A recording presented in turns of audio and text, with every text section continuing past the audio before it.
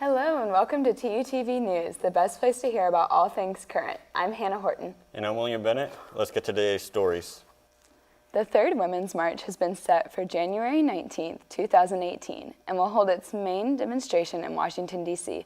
after Brett Kavanaugh was confirmed as a Supreme Court justice on Saturday. Organizers of the march said that the messages came pouring in.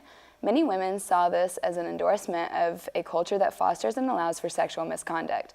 The demonstration could potentially draw hundreds of thousands of people and heavily influence the 2020 presidential race. Organizers want to call for progressive public policies over immigration and women's rights to be enacted. As well as marching in Washington, the organization plans to host demonstrations in cities around the world. As many as 5,000 people are still missing in Indonesia after the twin natural disasters struck last week. The country's disaster agency reports that the death toll has climbed to 1,700 people, mostly in the city of Palu. As rescue operations continue, more than 8,000 injured residents have been evacuated from the city. The Indonesian government hopes to end the search by Thursday. At that time, those unaccounted for will be declared missing and considered deceased. The government also plans to help more than 70,000 people that have been displaced to rebuild their lives.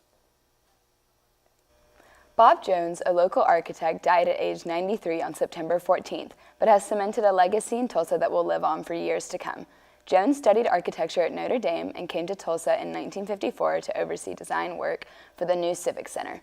He was heavily influenced by Ludwig Mies van der Rohe's modern less is more approach. In 1957, Jones joined two local partners to create several Tulsa landmarks, including the Cox Business Center, First National Bank Tower, and Bishop Kelly High School. Later, he built a family home that became the first house in Oklahoma to be added to the National Historic Register while its architect was still alive.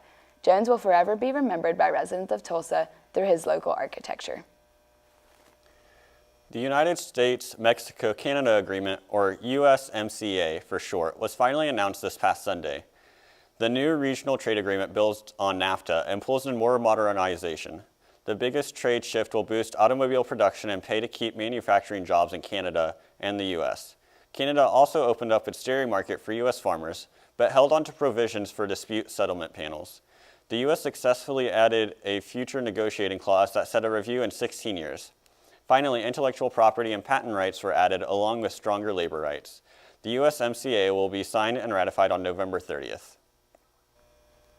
A 6-year-old boy from Texas finally spoke his first words this week after his dentist discovered and fixed his tongue tie. Mason Motts barely spoke for the first 5 years of his life, and doctors diagnosed him as nonverbal. Motts had to rely on other forms of communication with his parents because speech therapy did not help. However, when his parents took him to the dentist for cavities, they noticed that his tongue was attached extremely close to his mouth, limiting its motion. With a laser, his dentist loosened the tissue, and within minutes, his condition was treated. That same evening, he was able to ask his mother for food, when in the past he struggled to even say the word mom. And speaking of laser procedures, Donna Strickland won the Nobel Prize for Physics on Tuesday, becoming the third woman ever to do so. Strickland and her partner helped develop short and intense laser pulses that have broad applications. The technique is known as chirped pulse amplification and is used in millions of corrective eye surgeries. The self-proclaimed laser jock said that she has never worked harder or had more fun than she did on this project, and gives credit to early female scientists for paving the way to her success. The Canadian researcher shares the prize with two others for what the Royal Swedish Academy of Sciences calls, quote, groundbreaking inventions in the field of laser physics, end quote. She now joins physicists Marie Curie and Maria Goeppert-Mayer in holding the highest honor. It's pretty astounding that the new date for the Women's March was set and that the third woman in physics to win a Nobel Prize all happened in the same week. That's pretty awesome. Yeah, I really enjoy the whole laser eye surgery thing. I really enjoy lasers, and I'm hoping to get rid of contacts eventually. Okay. So that helps. Let's put that on the agenda. But yeah. And a little boy that got to speak his first words. Yeah, congratulations to the family. Okay. Well, I think that's all we have today. So thank you for joining us here at TUTV. I'm Hannah Horton. And I'm William Bennett, and this is TUTV News.